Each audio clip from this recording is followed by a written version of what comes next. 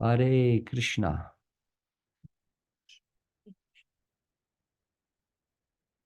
Okay. Hare Krishna Mataji, can you hear us? Hare Krishna, I can hear you. Okay, so we continue from where we stopped the last time.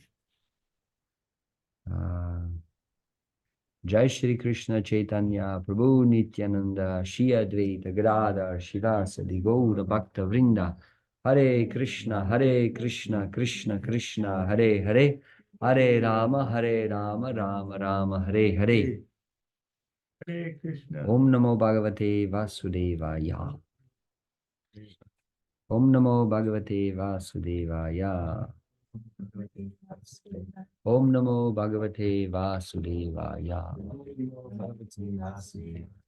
Hare Krishna. So the last time we were speaking about the different avatars of Krishna described in the third chapter of first canto.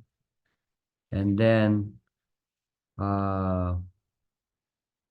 after this list of avatars, we read the verse 1:328. Ete chamshakala pumsa Krishnastu Bhagavan Swayam Indriyari Vyakulam Lokam Hridayanti Yuge Yuge. So acharyas are saying this is the most important verse from Srimad Bhagavatam and establishes Krishna as not one of the avatars, but actually the Lord himself. Everybody else is coming from Krishna. He is the original one. And acharyas are also saying that if there is some place in Bhagavatam where apparently the philosophy contradicts to this principle, for example, you read some verse from whatever, 9th canto of Bhagavatam, and it looks like that there is kind of presented that maybe Brahma is the supreme or Shiva is the supreme. Acharyas are saying if there is some contradiction with the principle described in this verse, one should adjust the other explanation of the other verses according to this verse. So this is the main point, the most important, the essential point. Hare Krishna. Oh, thank you, sir. You can take this. No, it's Welcome. Yeah, it says it real clear too. Krishna Bhagavan Swayam. Krishnastu Bhagavan Swayam. So I'll read a little bit from the purport.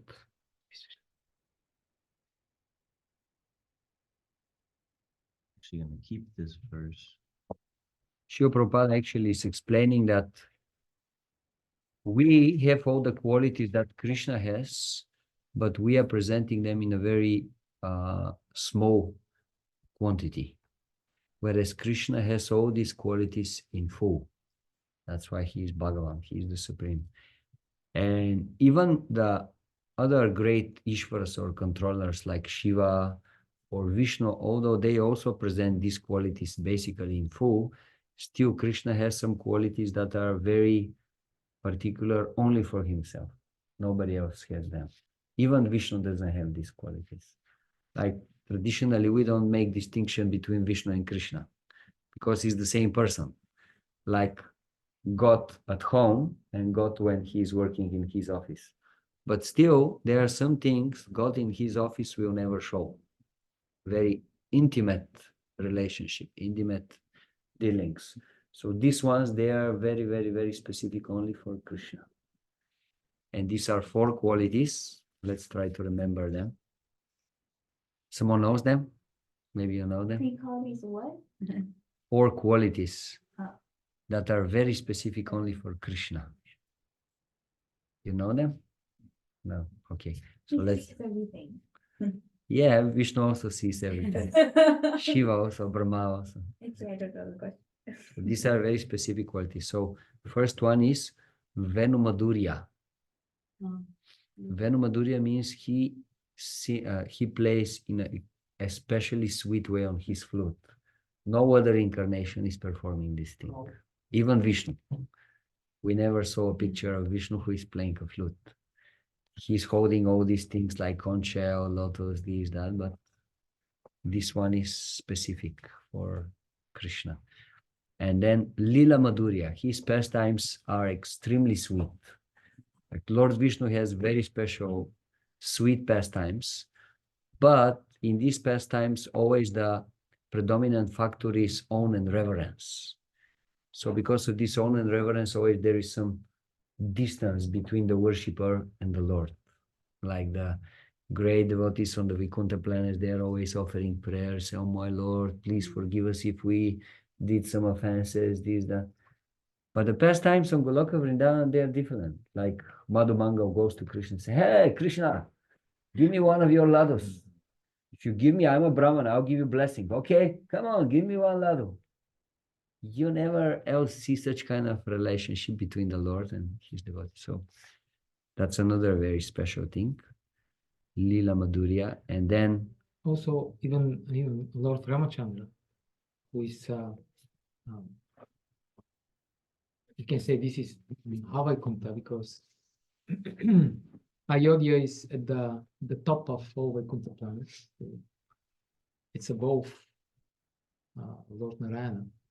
Even in Brihad Bhagavatamrita, when Gopkumara goes all the way to Ayodhya, the original abode of Lord Ramachandra, there he observes that, although he is very happy there, he observes that the relationship between Lord Ram and his associate, eternal associates, are kind of hampered by this maryada, by the duty that is the main characteristic of Lord Ramachandra, dharma. So in a sense, this is how Gopkumara feels. He's a Goloka Vasi. He's from Goloka Vrindavan. So in Ayodhya, he feels that because the Lord has to play this role of establishing dharma and duty and everything, he cannot fully reciprocate with his devotees. So the flow of rasa is not fully manifest. only Even there, Goloka Vrindavan. and even in Dvaraka, it's still, because Krishna, Bharaja Krishna outside of Goloka Vrindavana, he is Vasudeva. So this is also Krishna with two arms, two-arm form, but it's not the Bharaja Krishna, it's Vasudeva. So he's in Mathura and in Dvaraka. Also, even there, although it's even sweeter than Ayodhya, still the Lord is reciprocating in a way that his devotees can understand. So I have one question. So Dwarkadish will not have flute. No. Dwarkadish generally doesn't, like, we don't see Krishna staying on the throne and suddenly takes out his flute, and he is not known as a cowboy. He is known as the great king of Dwarka. So then why does New Vrindavan has the Dwarkadish flute in his hand? Oh, because we worship Krishna in his original form. But But in, I think New Dwarka has Dwarkadish and Rukmini, so still it's Krishna and Rukmini. yeah, any form of Krishna we worship in the mood of Lakshmi Narayana. Means we don't go to the altar and, hey, Krishna, how was the night, huh? You had good fun? Okay, shall I bring you something to eat? We don't deal like that with Krishna. We deal with him as the Supreme Lord. It doesn't matter where, in Vrindavan, in Mayapur, doesn't matter where. But Krishna is Krishna. He has all these qualities. Krishna always, he's playing flute in his original form, the supreme form.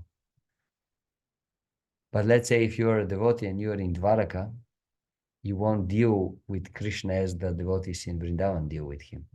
They have much more closer relationships with him. Let's say Mother Yashoda, she goes to Krishna and Krishna is playing outside, and Mother Yashoda goes and says, Krishna, come immediately at home. You have to eat. Take your lunch. Come on, your father is waiting for you. You don't speak like that to the Supreme Lord. You go offer prayers. Oh, my dear Lord, now it's your time to perform this pastime of completely like you see how Lord Brahma is talking to the Lord, or Shiva, or Indra. But there on Goloka Vrindavan, devotees, they have completely different mood. So that's why very unique pastimes. Cannot see them anywhere else.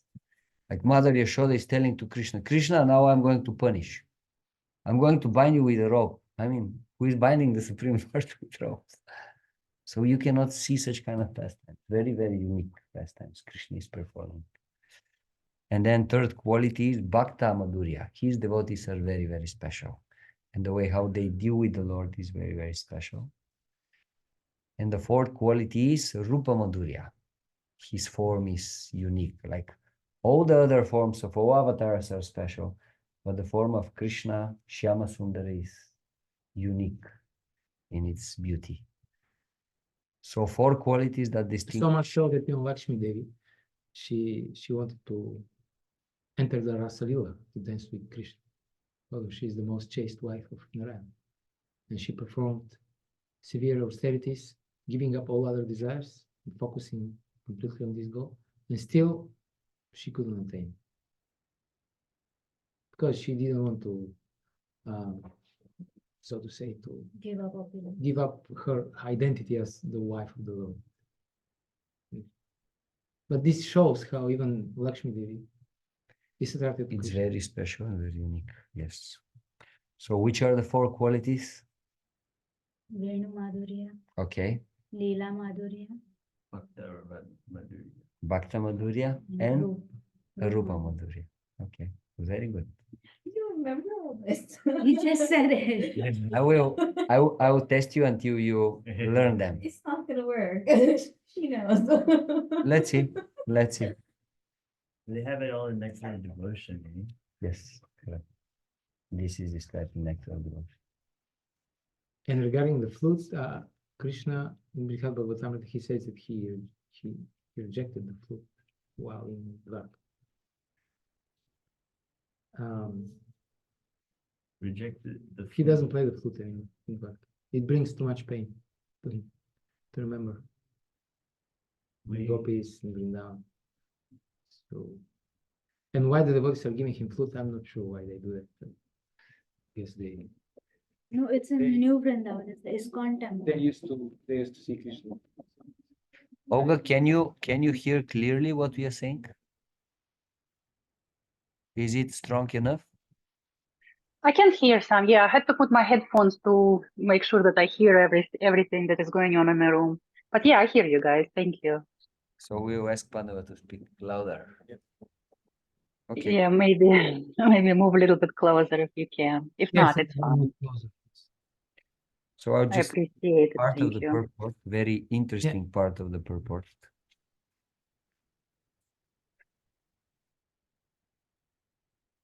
Lord Parashurama and Lord Narasimha displayed unusual opulence by killing the disobedient Kshatriyas 21 times and killing the greatly powerful atheist Hiranyakashipu. Hiranyakashipu was so powerful that even the demigods in other planets would tremble simply by the unfavorable raising of his eyebrows. nice. There you go. Hunger for the win. The demigods in the higher level of material existence many, many times excel the most well-to-do human beings in duration of life, beauty, wealth, paraphernalia, and in all other respects. Still, they were afraid of Hiranyakashipu. Thus, we can simply imagine how powerful Hiranyakashipu was in this material world. But even Hiranyakashipu was cut into small pieces by the nails of Lord Narasimha. This means that anyone materially powerful cannot stand the strength of the Lord's nails. So Narasimhadev and Parashuram, they especially show the power of the Lord, strength of the Lord. These are incarnations, they show the strength of the Lord. Similarly, Jagadagnya displayed the Lord's power to kill all the disobedient kings powerfully situated in their respective states. The Lord's empowered incarnation Narada and plenary incarnation Varaha, as well as indirectly empowered Lord Buddha, created faith in the mass of people. So that was their mission, to create faith in people. Incarnations of Rama and Dhanvantari displayed his fame, and Balaram, Mohini, and Vamana exhibited his beauty. So Balaram, Mohini, and Vamanadev especially show the beauty of the Lord. Dattatreya, Matsya, Kumara, and Kapila exhibited his transcendental knowledge, and Nara and Narayana Rishi exhibited his renunciation. So all the different indirectly or directly empowered incarnations of the Lord manifested different features. Now it's coming the important moment.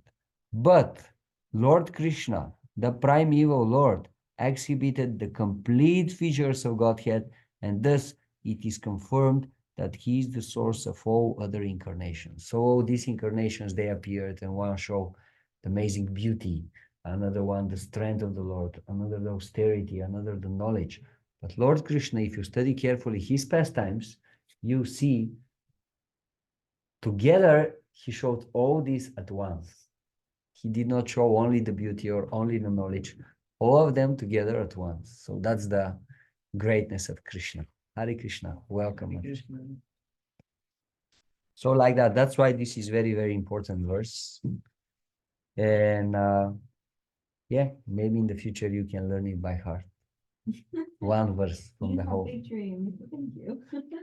from the whole Bhagavatam. One verse. And then before going to the first story on the pages of Bhagavatam, I just want to read one more verse. So we said in the beginning, the sages from this forest, Naimisharanya, they were asking questions. And one of the questions was, now that Lord Krishna left this world, okay, he was here, he performed all these pastimes, he did all these amazing things, and now he left. So what we are going to do? What is our hope? From where we are going to get spiritual strength so that we can continue fighting against the influence of Kali, the age that is beginning now. And then, in answer to this question, Sutta Goswami is giving another very famous and important verse, is 1343. Krishna svadamupagate dharma gyanadi bisaha kalau nashta drisham esha puranarko dunoditaha. So Krishna left. Krishna svadama upagate. Krishna left for his dhamma, for his abode. And when he left, he took with him dharma and jnana. Dharma jnana dibisaha. All the good qualities, all the good things, he took them with himself. So what is the hope? Sutta Goswami is saying, Kalau nashta drisham esha. What will be the thing that will give a vision, will give light, so that people can see the truth in Kali Yuga? Purana arka dunoditaha. This Bhagavad Purana will start shining like the sun and will actually give proper knowledge to the people in Kali Yuga. So this is the answer of Sutta Goswami. This Bhagavad Purana is especially meant for people who want to know what is the goal of life and how this goal of life can be achieved. Extremely important for Kali Yuga, especially. Okay, so we move to chapter 4, appearance of Sri Narada. I'll just read a few verses just to get into the mood of the story. So the great sages are asking. Text 2. Shaunaka said, O Sutta Goswami, you are the most fortunate and respected of all those who can speak and recite. Please relay the pious message of Srimad Bhagavatam, which was spoken by the great and powerful sage Shukadeva Goswami. In what period and at what place was this first begun? And why was this taken up? From where did Krishna Dvapayana Vyasa, the great sage, get the inspiration to complete this literature? So, how everything started, like what is the story about it? So then, Sutta Goswami starts with description of Shukadeva Goswami. Why? Because actually he will be the speaker of Bhagavatam, and he's saying a little bit about him, how he was such a great personality. When he was in the womb of his mother, he stayed there for, do you know how long? 2 years. No, 12 years. More, 24. less, 13. 18 years. 18 or 19 years he stayed in the womb of his mother. Why? It was 16 years. Sorry? 16 years. 16. Yes. Okay.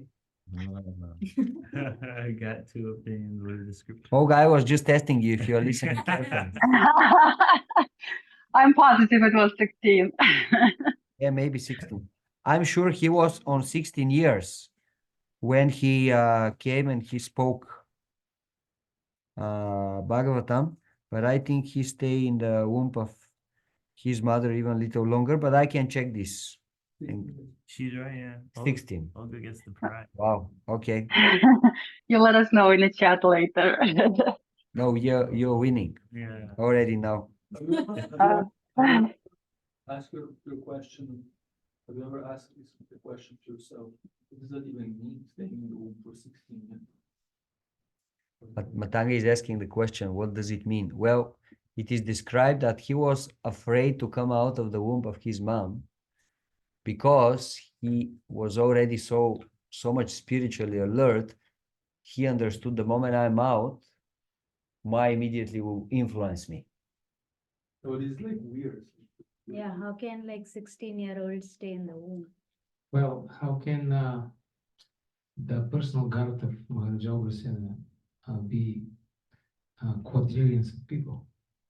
How is this possible? The personal guard of Maharaja Ugrasena was is described in Krishna book that was, I don't know how many, few quadrillions of people. We cannot fit this amount of people on the whole planet. So how is it possible? It just shows we are talking about extraordinary personality. Different dimensions, and it's weird for us.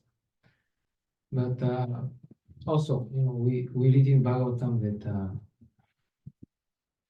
Himalaya mountains is 120,000 kilometers higher. We see only about 10 kilometers.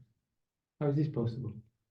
So many things that we don't understand. How it is possible a 7-year-old boy to lift a huge mountain and to Right. keep it for 1 week? Well, that's why we are reading these books, because they are extraordinary. Otherwise, we just read Kami books and read about stuff that we all know. It's attractive. Therefore, Krishna is the drama master. He's performing all these pastimes, and they're very dramatic, very interesting. He wants to attract us, and therefore all these interesting things. But time moves differently in that planet or that Yes. universe, if that makes sense. Yes, that's true. Also, I guess like the 4 Kumaras, they were very talented, but they always look like small kids. So maybe that's the reason why, because he was very smart. So he probably just stayed as a kid. No, it says that he was 16 years old boy. It's not like the Kumars are like 5 years old boys. But Shukadeva Goswami is like, he's fully developed, but he's free of Yeah, it's far off. any material. Wow, it's even Yeah. more far out that even when his father told him to come out, he said no. He said, I'm the great sage Vyasa. I mean, I'm guaranteeing you won't have problem with the material energy. Okay, I'm Vyasa there. And he said, no, you got married. That means you are already influenced by the duality of this material world. You make difference between men and women. So that means you are influenced by the duality. So no, I don't accept. Then he had to go all the way to Dwarka to ask Krishna to come. The Supreme Lord personally had to come. When Krishna came and he said, I give you a blessing, Maya won't touch you. Then Shukadeva said, okay, now we're talking. Okay. I'm gonna make a contract to get this. And then he came out, and what he did the first thing? He took sannyas. He just left home immediately. Just in case not to be influenced. So special personalities, and that's the person who spoke Bhagavatam. In Bhagavatam, you have so many amazing things. Like, for example, now we are in the 7th Manu. So in one day of Brahma, 14 Manus are changed. Shukadeva Goswami, like Parikshit Maharaj is asking me all kinds of different questions and about the Manus. Shukadeva Goswami is describing what happened during the rulership of all these Manus, that they were living here, ruling like millions of years ago. But not only that, he describes who will be the future Manus, what will be their names, who are going to be the demigods while they are ruling, who will be the Indra, what special things will happen during their... The Manvantara. Yeah, like, I mean, what is this personality? Like, he knows the past, he knows the future. So these are very special people, very special personalities. That's the idea. So anyway, we have a description of Shukadeva Goswami and how great he was and how appeared. And then people sometimes they were thinking that he's a crazy person because he was not really communicating much with the people. He was just completely absorbing in Brahman. Then he heard the message of Srimad Bhagavatam from his father. And when he heard Bhagavatam, okay, that was a change in his life. So what happened is he went to the forest, but then Vyasudeva sent, I think, some of his disciples, and they recited Bhagavatam there. And then he became attracted to Shukadeva Goswami. Although he was liberated, and he could not have been attracted to anything material, he was attracted to the spiritual some liberation of Srimad Bhagavatam, which proves that even the liberated souls are attracted by Krishna's pastimes. So he became attracted, he came out and he went back to his father, and his father taught him Bhagavatam. And that's how he became the speaker of Bhagavatam, the original speaker. So yeah, basically the sages, they want to know about Shukadeva Goswami and his greatness, and then about Parikshit Maharaj and his greatness, because I mean, these are the two characters that are going to be the main characters in this whole story. And then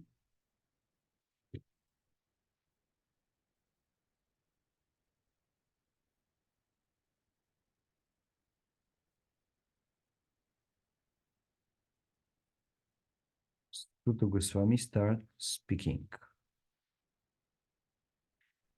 This is a verse 14.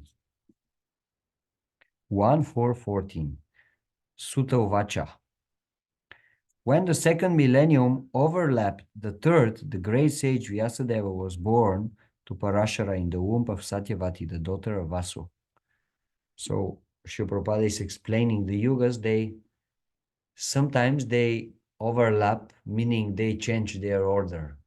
Like generally the yugas are going Satya, Dvapara, Treta and Kali. But No, Satya, Treta, Dwapara and Kali, no? no, generally it's Satya, Dvapara, Treta and Kali. This is the normal order. Yes, Satya is the first one, Dva means 2, the second one, Treta, 3. So this is how generally goes. But sometimes they overlap. So the second and the third, they change their places. And especially when Lord Krishna appears, this is what happens. So now especially, they change their places. When the second millennium overlapped the third, the great sage Vyasadeva appeared. Once upon a time, he, Vyasadeva, as the sun rose, took his morning ablution in the waters of Saraswati and sat alone to concentrate. The great sage Vyasadeva saw anomalies in the duties of the millennium. This happens on the earth in different ages due to the unseen force of time. So basically, he could see how the things are degrading more and more, and he started wondering, what can I do to help the people? He saw that the sacrifices mentioned in the Vedas were means by which the people's occupations could be purified. And to simplify the process, he divided the one Veda into 4 in order to expand them among men. So at that time, the Vedic knowledge was existing, but it was one huge body of knowledge. Like, for example, you go to the whatever National Library, and let's say you have 50,000 books, and they tell you, but if you want to know from where all this knowledge is coming, actually down in the basement, we have one book. It's 7 million pages, and all this knowledge is there. And you can just find whatever you like there. Wow, this will be so complicated, huh? Otherwise, if you go, you know, okay, I'm looking for philosophy books or medicine or history or arts, and then it's very easy to find whatever you like. So that was actually the job of Vyasadeva. He took this one body of knowledge and he divided it in such a way that people, they can very easily find whatever they need, because they didn't have already the capacity to understand the whole package of knowledge, to remember everything. So he made it easy for the people. So he divided the Veda into 4 in order to expand them among men. The 4 divisions of the original sources of knowledge, the Vedas, were made separately, but the historical facts and authentic stories mentioned in the Puranas are called the 5th Veda. So each thing had his place. What do we say about the Puranas? Are these bona fide Vedic literatures? Yeah, Yes? Sure? I give it. But why some people, they don't accept them? Some people say, no, this is not bona fide. They're expansions on the Vedas, but from authorized sources. I don't know, you tell me. I don't have any references. Why we say that the Puranas are bona fide?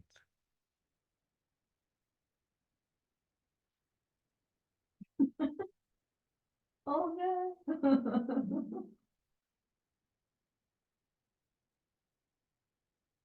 Well, one reason is because the Upanishads themselves, which are Vedas, they say that the Puranas are bona fide. There are statements in the Upanishads. So the Vedas themselves are saying the Puranas are bona fide. That's one reason. Shruti confirms that Smriti is also Bona fide. Veda. There was no Upanishads that mentioned the Bhagavatam, yeah, however many verses of the Bhagavatam. Yeah. Other Puranas Oh, are mentioning Bhagavad Puranas. that doesn't count. Not sure about Upanishads, maybe, but I never heard. So many Upanishads. There's also there. And there is another interesting example Sri Jiva Goswami is saying. If you have some golden, like for example, how do you say, bracelet? Ornament, Yeah. Praise. And you have to repair it. There is some problem in it and you have to repair it. What you are going to use to repair it? Oh, Yes, because it's a golden bracelet, yes. So in the same way, if you have to add something to the Upanishads, the Shruti, the Vedas, what you're going to add?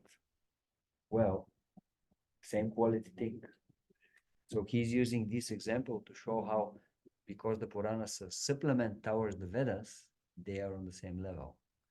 That's why actually people, they should not make difference between They each are Vedas. actually in Kali Yuga, they are more important than the 4 Vedas because people are not intelligent enough to understand the Vedas. Therefore, they are the Puranas, the Itihasas, the Ramayana, Mahabharata, all these books that are meant for people from Kali Yuga, less intelligent people like us. So then it is described how Vyasadeva gave the 4 Vedas to different disciples, and also he gave the Puranas to different disciples.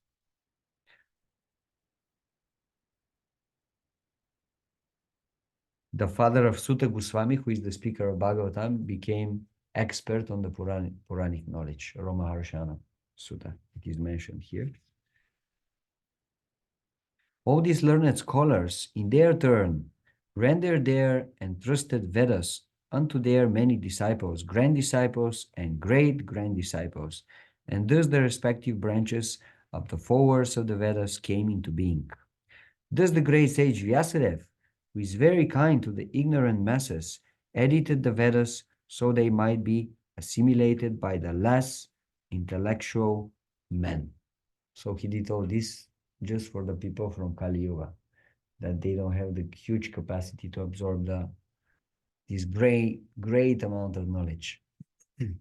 One time I was listening a seminar of one devotee. He said that according to some scientific researches, we have only maybe around 10% of the Vedic knowledge that was revealed 6. on Earth, or 6%, even less.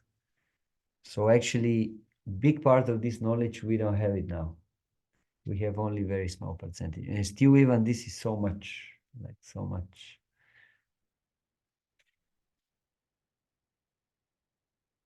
Out of compassion, the great sage thought it wise that this would enable man to achieve the ultimate goal of life. Thus he completed the great historical narration called the Mahabharata for women, laborers, and friends of the twice born. So what is Mahabharata? This is the wisdom of the Vedas, which is presented through very interesting stories. And also there is lots of intense emotions there. Like there are so much fight and intrigues and love stories, so many things. So it's actually very interesting to read. Like if you read the Upanishads, very boring, dry, so dry, like people falling asleep. Mahabharata, if you read, you cannot fall asleep. Cannot fall asleep. I remember when I read first time Mahabharata, after Sankirtan, we will come back with Pandava. And you're tired after 4 or 5 hours of Sankirtan, but you kind of really want to. And when you start reading, like 1 hour, 2 hours, 3 hours, and I cannot stop. It's like a drug. So just like you're watching a movie, it's purposefully made in this way to be very attractive and at the same time to absorb the whole knowledge of the Vedas. I was going to say that, I'm surprised that Hollywood didn't make it into a series, because I can't stop reading it. It's just so amazing. Yeah, It's like, I'm also wondering why Hollywood is not doing it. yeah. Well, I can hazard a guess why. Because Hollywood is run by people who don't like Krishna. So they Yeah, don't. but still there is love, there are murders, there is like a whole bunch of crazy stories. Right. I tell these stories to my husband sometimes, and he's like, "What are you smoking?" Like a sober person cannot come up with these kind of stories. It's so amazing. Yes. But if they present it, they will unwillingly, they will have to also propagate the glories of the Supreme Lord. So this is what they don't like. Right. So the same about Ramayana. The moment when we're going a little bit outside of our topic, but the moment when the British came to India, they had an agenda, and part of the agenda was to diminish by any means the Vedas, because they understood that this is the cultural, religious, scientific heritage of these people and the Brahmanas. So if we convince them that this is all nonsense, all mythology, then we win. And that's what they try to do. They hired Max Muller, who never stepped in India, by the way. And he was the first one to translate all this Vedic literature in English. And he didn't hide his agenda. He was devoted Christian, as all of these people. They wanted to present the Vedas in such a way as the people to lose faith in the Vedas. And that's what they did. And this is how this science of Indology began. And to a big extent, this heritage of Max Muller, Wilson, all these, the first Indologists, to a big extent, the modern Indologists, they still follow the same mood. So therefore, they always try to put India down. If you read the news, whatever they speak about India, it's always, no, it's a barbarous country and they rape women and stuff. So so that's why I don't think in anytime soon Hollywood will do anything about Mahabharata or Ramayana. There was a series actually, Mahabharat series. Bollywood, No, it was like Hollywood. Western. Yeah, it was Western. All the actors were, I don't know whether like American, but they were not Indian, like all Europe or somewhere from there. Send us the link. No, I don't know. Like my PI, my mentor, she told me that that's how she knows about Mahabharata. Okay. Send But it. you know what? Yeah, I can find out and send They it. did, Bollywood did a very, I mean, Bollywood is doing like they did amazing, like Ramayana now, super expensive, I don't know how many crores. And they did some series of Dedication. Mahabharata. And it's nice, like you have some emotion there, it's nice. But if you can combine this emotion with the like good technical stuff of the West, then it will become something serious. Otherwise, it's like you have Lord Ramachandra shooting an arrow, and the arrow is flying for 3 episodes, and it's a little bit getting like, okay, like let something should happen here. So yeah, let's see what will happen. While keeping it pure, not tampering with, because if you have Yeah. Mahabharata with no Bhagavad Gita, like Also, like most, because I remember in I used to watch the series, and one of the most famous episodes, like in any Krishna series, is that series where Vitrasur comes to kill kill Shiva, but they show that Krishna comes at Mohini. This is like a very big, and when I read Krishna book, and I was like, is it really, did he really come as a boy? But then that is when I had this like, oh, okay, there was no Mohini. Yes, they are mixing the things a little bit. So yeah, Vyasadeva, he created this amazing epos Mahabharata. And then 26 says, O twice born Brahmanas, still his mind was not satisfied. Although he engaged himself in working for the total welfare of all people. Thus the sage, being dissatisfied at heart, at once began to reflect, because he knew the essence of religion, and he said within himself, I have under strict disciplinary vows, unpretentiously worship the Vedas, the spiritual master, the altar of sacrifice. I have also abided by the rulings, and I have shown the import of disciplic succession through the explanation of the Mahabharata, by which even women, Shudras, and other friends of the twice born can see the path of religion. I am feeling incomplete, though I myself am fully equipped with everything required by the Vedas. This may be because I did not specifically point out the devotional service of the Lord, which is dear both to perfect beings and to the infallible Lord. So Vyasadeva did all these amazing things, so much work. He wrote also Vedanta Sutra. You know what is Vedanta Sutra? Who knows? Vedanta Sutra? I haven't read it, but it's a big thing. At least it's like straight philosophy, my understanding. Yeah. So Vedanta Sutra is considered like the most like amazing philosophical presentation, a book. And every bona fide sampradaya in our tradition, Vedanta, they should have commentary on the Vedanta Sutra. And if they don't have, they are not considered a bona fide sampradaya. We didn't have a commentary on Vedanta Sutra. I mean, we had Bhagavatam is the commentary. We didn't consider that we need one because Vyasadeva already wrote the commentary. Human Bhagavatam. Bhagavatam, yes.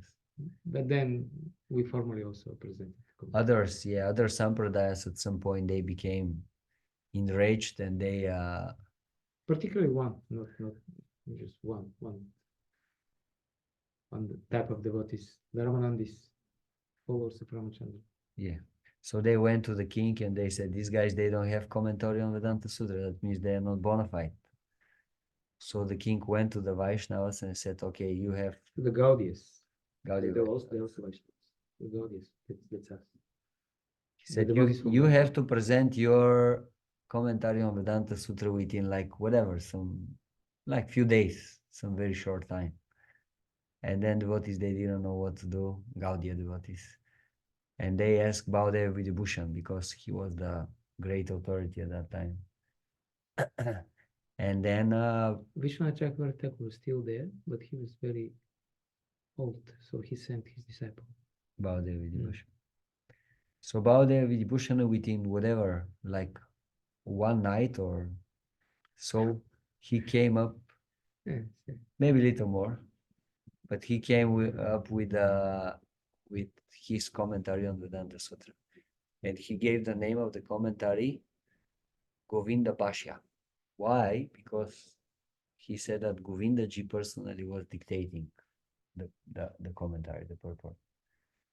And when he presented, and everybody was okay. I mean, looks like you are serious, you're bona fide. So he wrote even Vedanta Sutra, he wrote Mahabharata, and still his mind was not satisfied. And now he's already thinking, why, what can be the reason? And just at that moment, his spiritual master appeared on the scene. As mentioned before, Narada reached the cottage of Krishna Dvapayana Vyasa on the banks of the Saraswati, just as Vyasadeva was regretting his defects. At the auspicious arrival of Sri Narada, Shri Vyasadeva got up respectfully and worshipped him, giving him veneration equal to that given to Brahmaji, the creator. So now Narada Muni appears on the scene, and now we have a chapter 5. Narada's instruction on Srimad Bhagavatam for Vyasadeva. So now we are going to summarize their conversation. It's very powerful and very important conversation. And maybe we will read just few of the very, very important verses in this section. But Pandava Prabhu, he can kind of give us the substance. As okay. Tosi Prabhu mentioned, so Narada, Vyasadeva already.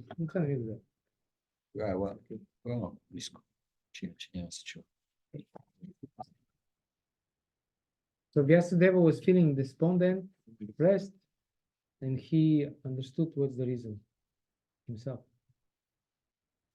This is very important. He didn't look for the reason for his problems outside of himself. He didn't blame Krishna or his guru or somebody else.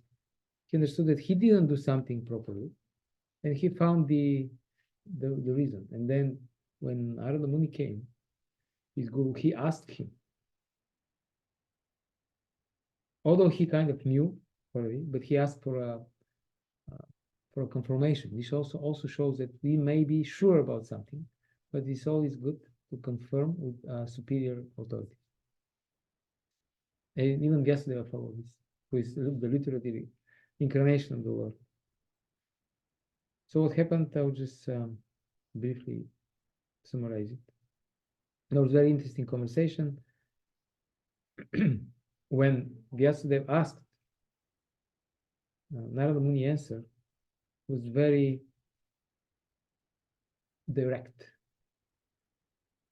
Sri Narada said, you have not actually broadcast the sublime and spotless glories of the personality of Godhead.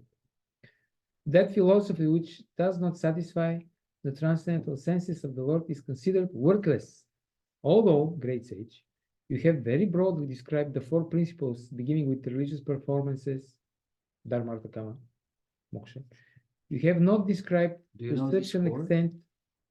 You know these 4, dear devotees? Okay, maybe you can explain it after that. Yes, you have not described to such an extent the glories of the Supreme Personality, Vasudeva. So, Vyasadeva, he had very noble intentions. He wanted to present the knowledge in such a way that it is palatable for people. Therefore, he wrote Mahabharata. and all these Puranas. So he wanted to present Easily just like, digestible way. yeah, just like sometimes we try to present the Krishna conscious philosophy in a very indirect way. We call this bridge preaching. Have you heard about bridge preaching? You heard? Yeah, you see, like sometimes people open up like yoga studios with the idea of bringing people in, and bringing them to Krishna consciousness. Yeah. Gradually. Yeah. People use different techniques, like some use yoga, some use Ayurveda, some use astrology, some use Sanskrit, some people use martial arts. And gradually they try to introduce people to Krishna consciousness without severely astonishing them or Surprising I them. don't know how to say this, but Hare Krishna, Hare Krishna. like Join us, brother. Join us. to make it easy. And this is what Vyasadeva also tried. But the problem was that he didn't feel happy about it. He didn't feel satisfied. And Narada Muni now, he explains that actually what you have done is a great disservice for humanity, because you presented all these nice things about Dharma. Okay, those you wanted to explain. The 4 goals of human life. Dharma, that means you perform your religious duties. Then as a result of this, you will attain artha, money. Therefore, people go to temple because they want money. Most This is like people. 90%, maybe even more. Then when you have money, then you enjoy kama, you enjoy your senses. And then after you are frustrated, because this is inevitably the result of material sense gratification, then you want to attain liberation, moksha. So these are the 4 chaturvarga, the 4 goals of human life. And Vyasadeva has described this very elaborately, but he hasn't described the pure devotional service and the glory of the Supreme Lord. And this is why he was dissatisfied. Okay. And then Srila Prabhupada writes, the prompt diagnosis of Sri Narada is at once declared. The root cause of despondency of Vyasadeva was his deliberate avoidance of glorifying the Lord in his various editions of the Puranas. Deliberate avoidance. So he knows, but he deliberately avoids to broadcast the supreme glory of Krishna and the pure devotion service. Why? Because he was, like sometimes also the devotees, we are uncomfortable. We are not sure. We think if I say everything now, people will just reject it. So let me not say everything. Let me just step by step present, or start from somewhere far away. And later on, eventually I will come to the point where I will present the Sarvadharmam Parityaja Malakam Shranam, all these verses. There's a question there. Ninth offense, what is it? Not to give the glory to the holy name of the faithless first. But then it sounds like we're really supposed to give the glory as much as possible to everyone. So it's like there must be a balance there. Yeah, Narada Muni will explain this. Okay, these 4 items are by far inferior to engagement in devotional service of the Lord. Sri Vyasadeva, as the authorized scholar, knew very well this difference. And still, instead of giving more importance to the better type of engagement, namely devotional service to the Lord, he had more or less improperly used his valuable time. This is Srila Prabhupada's heavy judgment. Improperly used his valuable time, and thus he was despondent. Narada recommended to Vyasadeva that he, Vyasadeva, should now eagerly and repeatedly describe the path of devotional service. This would cure him from gross despondency. So this is the recipe. This is the disease, and now this is the remedy. And now there is interesting conversation between them, which is not in Bhagavatam, but some of the commentators they give this. So sometimes the acharyas, they like let's say you have some verses in Bhagavatam, but actually to logically connect all these, they give you a little bit like a, what is the word? They give Like a, elaboration. yeah, elaboration, extra information, actually, Commentary. what is actually happening on a deeper level. Okay. So this is in particular Shiva Vishwanath Chakravarti Thakur. He writes. So this is the conversation. Narada Muni says, you have not described much at all about the spotless glories of the Lord. The superior position of Bhagavan's form above all other forms. This is what Tulsi Prabhu was explaining. Eticham Shakalapam Samkrishna. He didn't explain this. And the supreme attractiveness of his pastimes and bhakti. So he didn't actually establish the supreme position of bhakti, the supreme position of Krishna. Not really. And now Vyasudeva answers. But I have produced the Brahma Mimamsa scripture, the Vedanta Darshan. This is what Tulsi will explain, Vedanta Sutra. This is the summary of the Upanishads. Therefore, it's called Vedanta. The Upanishads are called Vedanta. Veda means knowledge, Anta means the end of knowledge. And the end of the ultimate conclusion of all knowledge is described in the Upanishads. And because there are many Upanishads, Vyasudeva summarized the Upanishads in the Vedanta Sutra. But I have produced the Brahma Mimamsa scripture, the Vedanta Darshana. And Narada answers, I consider that Darshana scripture to be deficient. You're the writer of Vedanta, and if your mind is dissatisfied with this, then how will those who continually study this Darshana be satisfied? You are yourself the proof that this Darshana is insufficient. It's Narada's point. You wrote it and you're still dissatisfied. So what do you expect that those who study this scripture, what do you expect that their fate will be? They will be even more dissatisfied. And then Vyasudeva, he continues, but I have described the wonderful qualities and pastimes of Krishna in the Padma Purana and also in other Puranas. So his point is, no, I actually described Krishna's pastimes and Krishna's glory. Here you go. I did describe, Narada Muni says. You have not described the glories of Vasudeva as much as you have described Artha, Dharma, Kama, and Moksha as the goals of human life, even though they are much inferior to the glories of Vasudeva. Yes, you have described briefly, just like in Bhagavad Gita, which is part of Mahabharata. Mahabharata is a huge work. It's 100,000 verses. And out of You have this 700 verses. 100,000 verses, you have 700 verses of Bhagavad Gita. And many of them are also about yoga, about karma, about So jnana.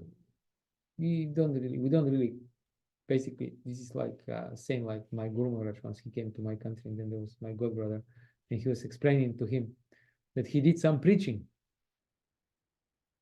And the Guru said, we don't call this preaching. This is not preaching. What was the preaching? Maybe we have to. Preaching was a kind of indirect preaching, like what we described here. He managed to put some verse from Bhagavad Gita somewhere on one of his products. He was an artist, and Maharaj said, we don't call this preaching. It is preaching, but it is not enough. That was his point. So commentary continues. Though Vasudeva is the crest jewel of human goals, you have not described him as the goal of human endeavor. Though you have described the glories of Krishna abundantly in many places, they have been described only as a means to getting moksha. That's another important point. Devotional service, the goal of bhakti is not to attain liberation.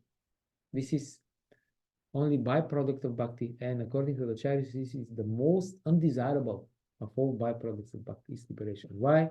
Because by liberation, we become not complacent. To become complacent. When we feel relief of all suffering, sometimes people lose their drive to perform bhakti. Oh, now everything is fine. To perform anything. Yeah. Because I'm free now. I'm from good. Yeah. Anxiety, Yeah. from It's a problems, big from relief. stress. So the goal of bhakti is not moksha, not at all. How can your mind be satisfied when there is a lack of regard for that which should have been given the most regard? This is the question. You haven't given the most regard to the most important thing. Then Vyasadeva replies, but I have described bhakti to be higher than liberation in many places in other scriptures. For example, liberation is the highest goal in visiting other holy places, but devotion to the Lord, prayed for by the liberated souls, can be obtained at Mathura, Padma Purana. You see, I have written it. It's there. And also, one who attains Brahman, equal to all living entities, does not lament or desire. He then attains pure devotion to me. This is from Bhagavad Gita. Brahma Bhutta Prasanatma Nashachati Nakanshati Samak Sarveshu Bhuteshu Mad Bhaktim Lavate Param. And then Narada Muni replies, but you have not done this repeatedly. You must do so, because it is said that the meaning of scriptures is revealed by repetition. As in Anandamaya Bhyasa, the Anandamaya Purusha is Supreme Lord because of repetition of words to indicate this. Vedanta Sutra. Your mind will be satisfied only when you describe very clearly with repetition the glories of the Lord, since those glories alone are finally the most excellent. So now we understand why Srila Prabhupada wrote his books in such a way. Because Narada Muni wants it.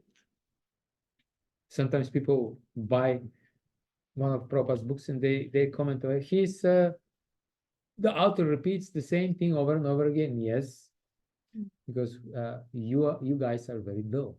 You're so stupid you cannot understand. If he just says once or twice, you won't get it. So he has to repeat it again and again. This is your disqualification. There's nothing to do with him. Then a little later, I'm not going to read this. A little later in this conversation, Narada Muni tells Vyasadeva, you are afraid that if you tell them directly about Krishna, they'll reject it. Don't be afraid. Some people will reject, some will accept. This is not true. So, but if you don't give it, then you're cheating those who will accept, who are ready for this message. You're cheating them. They don't get it, and they're ready for it. Therefore, you should give it. So I have one question. So for when we go for the book distribution, right? Like most of the books, it's recommended to say that we should say these are like about yoga and meditation rather than directly saying. And even in my experience, I've seen this. Like if I say, oh, this is about like, Krishna, he's like the supreme personality. No, my Bible says this or whatever, they'll say something like that. But people are more open. Like I usually give that one, the journey to the outer planets. And I just say, do you want to be high forever? And something like that. And people take it. So how, like, People, does when people see you, they have already ready boxes in their mind. And immediately by habit, they want to put you in a box. Or you are a religious fanatic, or you are this, or you are that. So we have to deal in such a way that we avoid this. We avoid people to put us in a box. Why? The moment they put us in a box, they will not give us proper attention. Because their mind is saying, I know what you want to tell me, I'm not interested, that's it. But actually he doesn't know. So to avoid that one, sometimes we have to tell them something that will surprise them. The moment people manage to put us in a box, already many people, they will kind of avoid Krishna consciousness because of that. So that's why, or sometimes we say something just to put us in a more favorable box that maybe they're ready to deal with this kind of people. But yeah, again, the main point is that, just giving a book of Srila Prabhupada, it's already quite direct. Like, you open the book and then every second sentence, there will be Krishna, Krishna, Krishna. So it's already super. It's not like you're selling him book for a Ayurveda. And maybe on the back page of the book, there'll be a website. And if they manage to go in this website, then there will be 30 books which are selling in this website. And one of them will be Bhagavad Gita. And eventually they may buy Bhagavad Gita. No, it's like super direct. Or Harinam. It's very, very direct. But so what was the main point here? Can you tell me? Mukti can tell me. Tell me, don't tell me what is the main point. Tell me what you got out of it. What's your your Jew that you're getting out of this discussion? Something that Well, based on all the purports we read today, I do think because we're in the Kali Yuga realm, we need kind of like what he said before you left, repetition, and it's the books that have been translated are just more easier to digest as well. okay. So give the direct message, but give it in such a way so that people they can understand. One time they asked Srila Prabhupada something like devotees they were preaching, and they said, Srila Prabhupada, they don't accept what we are telling them. So we have to like push them, be strong. Prabhupada said, this is not our idea. Our idea is we have to make sure that they understand what is our message. If they are going to accept it or not, it doesn't depend on us. We cannot force people to accept it. But we should make sure that they understand the message very clearly. Once they know the message, they can decide for themselves. But as Narada Muni is saying, there will be many who accept. There will be some that will reject, but many will accept. Many will say, yes, this is what I was looking my whole life. Let me do it. And what is the proof for this? What is the proof? The devotees who are here. Yes, you are the proof. You. Because all of us, we met Krishna consciousness and we said, yeah, I like it. Okay, let me try, let me do it. So we are the proof that it works. It's not that all people, some will reject, but many will accept. So again, when it comes to preaching, it's kind of like important discussion. And yeah, we are not saying that, okay, now all the devotees, they should present Krishna consciousness only in this way, no other way. Well, if someone doesn't feel comfortable presenting it in this way, he can present in the other way. But then the Shastras are saying, Palena parichiyate. By the result, we can judge. Like if you say, Prabhu, I'm preaching to this person, and then 5 years later you are asking him, so how is the preaching going? He's saying, no, relax. He needs a little bit more time. So what does he know about Krishna consciousness after 5 years? I was thinking maybe after another 3 years, maybe I'll tell him about the mantra. Oh, well, maybe it's a little bit too indirect, too much stretching. And other people, they can be on the other extreme, like the person is already like opening the front door of the temple, and he's already beating him with Bhagavad Gita on the head. You, rascal, camel, donkey, how many lifetime you spend just trying to enjoy separately from Krishna? Come here. I'll teach you how to become perfect servant of Krishna. Just get in. Take a cold shower immediately. Put the dhoti, put tilak, rascal. This may be a little bit too much for the people. Bhakti boot camp. Yes, something like that. Like there is one movie, Fight Club. Do you know this movie? There was a scene, because if you want to be accepted, they test you. How they test you? You stay in front of the front door for 3 days, and you just stay and wait there. And from time to time, some guy comes out and starts screaming in your face and like pushing you. And, rascal, get out of here. We are not accepting people. Just get out. So serious test. So I don't think we have to test so seriously people. Like make it easy for the people. Deamrita Maharaj, he's saying, at such a seminar, he's saying, our goal is to make it easy for the people. When they come, be polite with them, give them a chair to sit down. It's not offense to give them a chair to sit down on a chair, not on the floor. Give them a spoon to eat their prasadam. It's not necessary to eat with fingers. Like make it easy for the people. Make it kind of civilized in a sense that it's easy to identify it in the beginning so that they can actually swallow bigger part of the ideas and the philosophy. So some people, they may do it one way, or other people may do it in the other way. But the idea is that at the end, we have to see that the person is becoming devotee. If he is becoming devotee, well, Haribol. If he is not becoming devotee, well, that means we are missing something. And here especially, we see the mood of Narada Muni is be as direct as possible. And do you see some connection between the mood of Narada Muni and the mood of Srila Prabhupada? Quite similar, huh?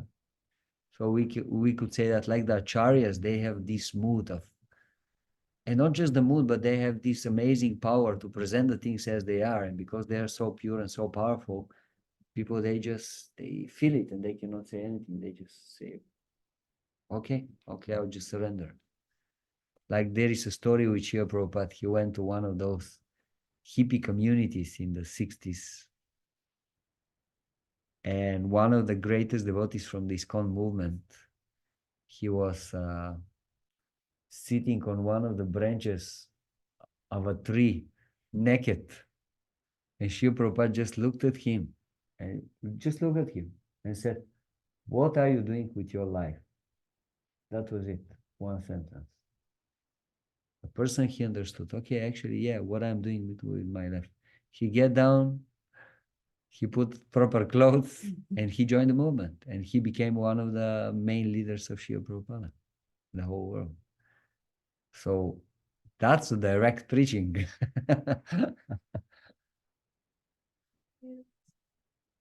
I'm not sure, but 60 something, maybe 8, 9, something like that. You So- got so- Ambarish Ford similarly with a direct statement. Where's your father now? Yeah. Where's your grandfather now? It's funny, he didn't even say Krishna, but he got the message across. There's more to life than what you're doing. Yes.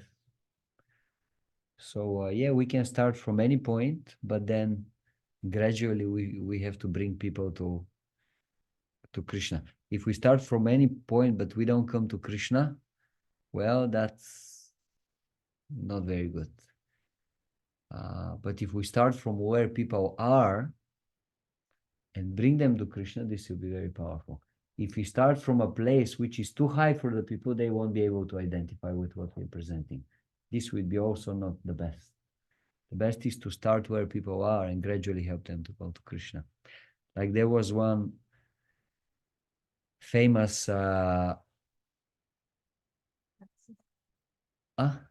Famous. like a I think like NASCAR. race driver, famous, and he went and got the darshan of Prabhupada, and Prabhupada spoke with him about cars because he's a race driver.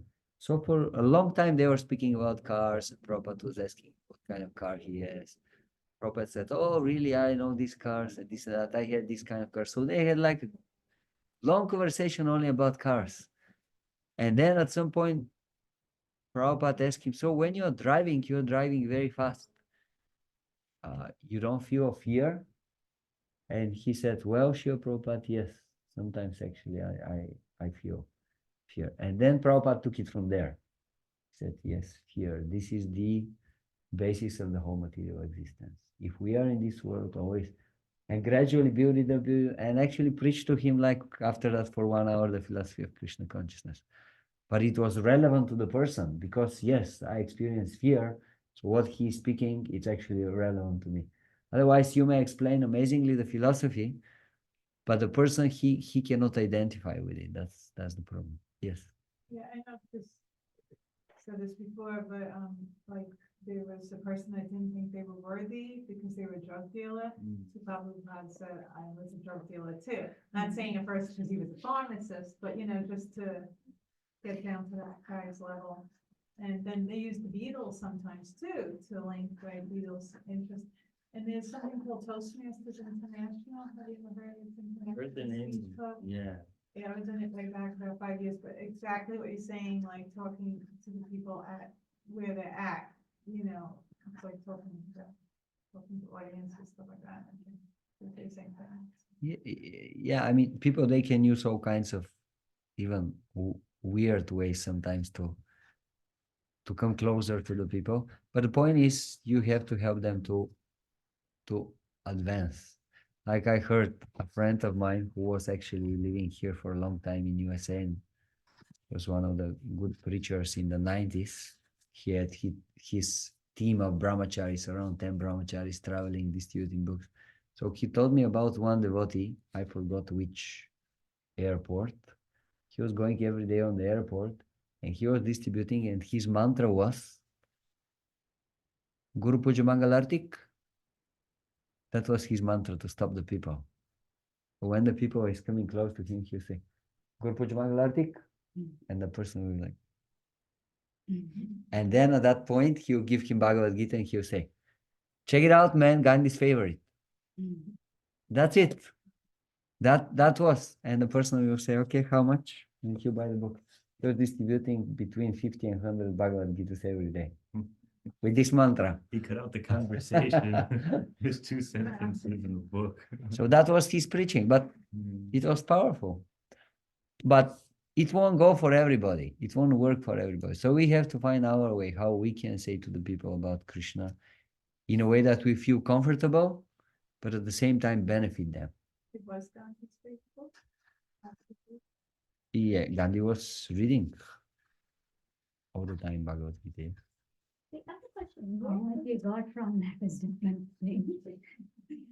where do you get all the stories about the NASCAR driver or the guy in the tree? Is there like a biography with all this, or? Many biographies, yes, of Prabhupada. Like we have the main biography of Prabhupada, but already so many of Srila Prabhupada disciples, they wrote books. Some autobiographies, like Shyama Sundar Prabhu, Chasing Chasing Rhinos with this one. Yes, Rhinos with Swami, or Giriraj Maharaj's books, Bhakti Charu Maharaj's books, so many, many, many Prabhupada disciples. And all of them, they are saying amazing, amazing stories.